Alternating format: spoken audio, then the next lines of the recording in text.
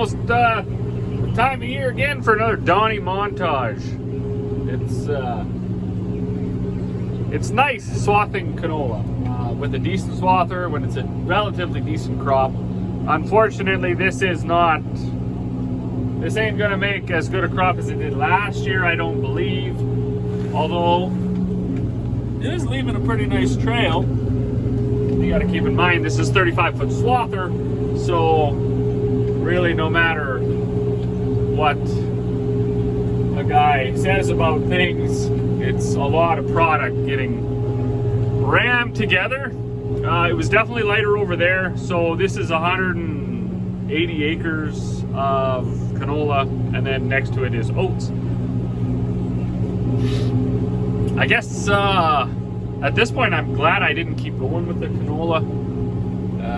I'm not sure what's becoming of it all, but there was some murmurs in the agriculture world that whoever it was, Bayer, so on and so forth, yes, they admitted that there was a little bit wrong with the seed this year, some vigor issues and things like that. And as I'm swathing you can really see it. So there shouldn't be much of a difference.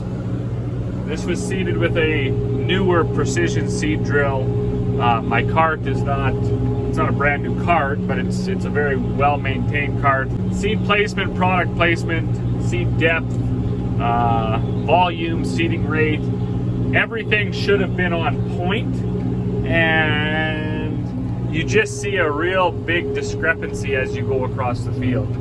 So just over there behind that well, it's so rank. I mean, it's probably 50 bushels over there to the acre. Over here, where I just swathed next to the oats, and even kind of right here, it's fairly thin. You know, you're going to be looking at maybe a 15 bushel crop. So, of course, canola is a mystery in itself. As anybody who grows it knows, you can roll through a crop that you can barely swath, and you can barely combine it, and so on and so forth, and you'll end up with an average of 40, 45 bushel to the acre.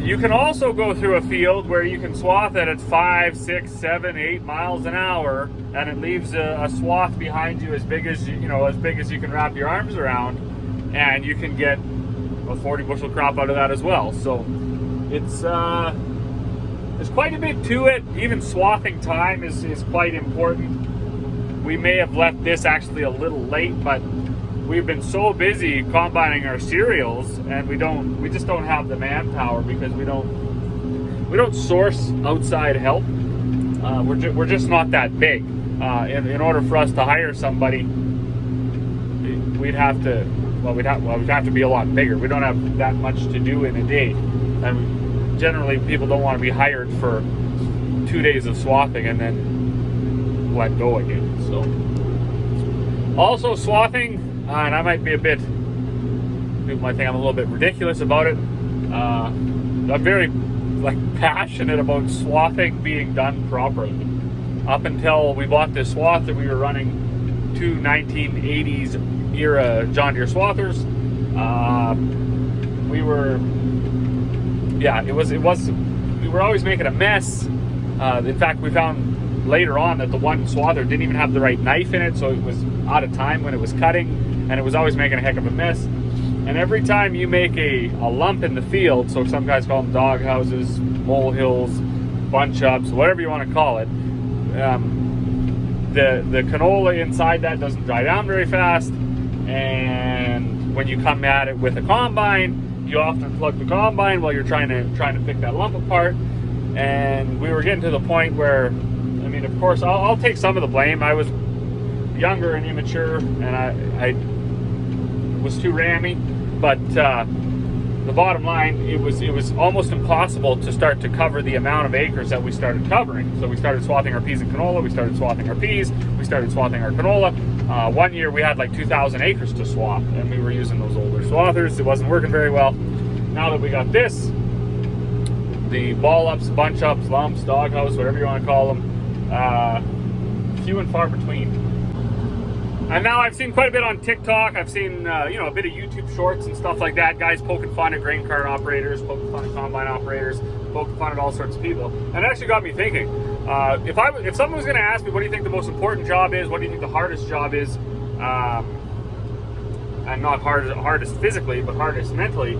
I would say swathing. Swathing is, it's no joke. It's not, and especially once you start to move into this more late model equipment, bigger headers, faster reel speeds, faster canvas speeds, faster knife speeds. It is no joke. Doing the outside rounds alone is enough to give you chest pains. Of course, on our farm, I do the seeding, and I'm too stupid to stay away from the fence line. So now you're running through there with a header that's probably worth $100,000, and you're trying to get close as you can. There's all sorts of barbed wire that's drug in from wildlife. There's trees that fall into the field. There's rocks that get kicked off to the edge of the fence line. There's ditches and dirt hills and ant hills and all sorts of stuff. So you're effectively ramming a $100,000 header. That's like the whole machine itself is worth over 200 grand now. I think upwards of 3. But the header alone is going to set you back probably 100 grand to buy. So doing the outside rounds causes stress. Now, we used to swath at like 2 miles an hour. The last big canola crop we had with our old John Deere swathers, I cut that at about 1.5 miles an hour. It was brutal, 22-foot swather. Now I'm rolling through 35-foot swather, running at about 5 miles an hour. You got canvas speed quite a bit faster than it used to be on the older swathers. Your knife speed is, I think, 12 or 1300 RPM. Your reel speed is 50, 60 RPM, depending on crop conditions. And you're watching a 35-foot head. If anything happens, if one of these canvases fetch up for a minute, if you get something caught in your reel, if you hit a rock and break a knife, if you bend a guard, and your knife stops completely, you have to be paying attention enough to stop, because the one thing about a swather I find is if you don't back up, you will have less of a problem. So if you have your canvas stall and you don't lift your head up and you just back up, you've now bunched up all that swath behind you, really compacted it, everything on your head is a nightmare, and actually you start to see now with these larger swathers, guys, when they make a really big bunch up in the field, they actually just leave it. They go back and burn it. I've seen that several times throughout the last few years. I go back with the side-by-side. If I make one, I take either a pitchfork or my hands. If it hasn't started to dry down and pull itself together, and then I'll actually just pull it apart and try to lay it out better. Is it worth that time it takes to do that? Absolutely not. Is it reinforcement into not be stupid and don't ramrod things and not don't rush things and do a good job? Yeah, it is. So I've been actually prided myself in the last couple of years of swathing a few thousand acres of really nice canola crops the last couple of years, and pea crops and some flat cereals with very few hiccups. And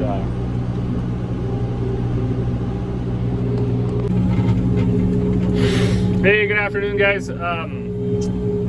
Been a couple of days for sure since I put out a strictly farming video, like an operational video, and we've been really busy. So rarely do we ever go full blast harvesting in August. Last year we did, and this year we did again. So we finished our wheat yesterday. We've taken 3.5 quarters of barley. We've taken 200 acres of peas, straight peas, but yesterday with the heat we've been getting, it's really ripening up our oil seeds. So the canola and then this pea and canola mix, really ripening the crop fast. Now we like to swath. Lots of guys have switched to straight cutting, and maybe this would have been a really good year to try that. But the peas and canola mix that I'm swathing right now, they're so ready that the pods are very, very brittle. So I want to get out here. I want to get them swathed before we get this like 30-degree weather for the next couple days that's coming at us. Of course, you lay it in a big fluffy swath like that, and then it's sort of protected, right? So if you get a really aggressive wind that ruffles the crop, it will shell the peas out. It'll shell the canola out potentially. Now that being said, it can blow the swath away too. But we found, like with a 35-foot swath all crammed into an 8-foot windrow, it holds its own pretty good. Even though I don't roll it, within say 30 hours of drying down, it really sucks itself together, and then it becomes quite tough to get it apart. We have definitely suffered some wind damage in the past. We most likely will this year too if the wind picks up. But I checked the weather forecast, and for as much as I hate weather forecasts and stuff, they don't seem to be predicting a lot of really high winds. So I mean, gusts up to 40, but nothing too aggressive. So this only needs a few days to be laid down, and then we'll be able to combine it right away. Mom, Dad, Corey, they're back at home. We got one barley field that's just a mile or half a mile from the farm. Sorry, so actually, and they can drive right across the field. They don't even have to haul on the highway. So my dad and Corey are kind of running the trucks, and then my mom's just running one combine. She's dropping straw for the baler guys, so she's running the conventional combine. Easier to bale behind that. We could easily run two. My dad's having some engine fan belt problems with his. One's squealing and one broke, so he's got to get a part for that. But yeah, other than that, that's what we've been at. All right, well now we got to get the whole team's opinion here. So what do you guys think? My mom texted me a while ago. She said, "Are you on fire over there? It looks like there's some smoke to the south of you." And she was talking about this cloud, I thought. And I said, "No, that's a cloud." And then hours and hours have gone by, and it's just kind of spewing a long trail. And it's, now that I see it over here, it's like darker spots look like smoke. So I don't know if the whole entire town of Tumbler Ridge is on fire, or there's a huge forest fire, or a coal mine started on fire, or what. But that's quite a bit to the west and south of me, and I expect it probably at this point is a fire. Well, so evidently yesterday, in fact, it was a fire, a forest fire. So you can see it's still billowing over there. And you can tell by the old blood sun there, when the smoke gets in front of her, it turns like pink. So that's pretty cool.